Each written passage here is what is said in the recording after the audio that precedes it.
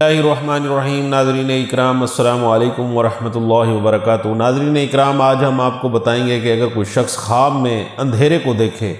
اور گہرے اندھیرے کو دیکھے اور پھر اندھیرے میں اس کے اوپر روشنی آ جائے یا وہ روشنی سے اندھیرے میں چلا جائے تو اس کی تعبیر کیا ہوگی۔ ناظرین اکرام، اگر کوئی شخص خواب میں اندھیرے کو دیکھے تو حضرت علامہ ابن سیرین رحمۃ اللہ علیہ نے فرمایا ہے کہ اندھیرا اس کے دین پر فساد ہے اور گمراہی ہے اور پریشانی ہے۔ اگر کوئی شخص یہ دیکھے کہ اس نے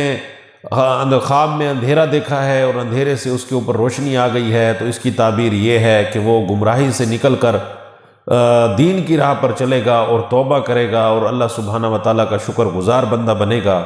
اگر کوئی شخص خواب میں دیکھے کہ وہ اندھیرے میں تھا، پھر اندھیرے سے روشنی آ گئی اس کے اوپر، پھر وہ روشنی ختم ہو کے پھر اندھیرا آ گیا تو اس کی تعبیر یہ ہے کہ یہ شخص پکا منافق ہے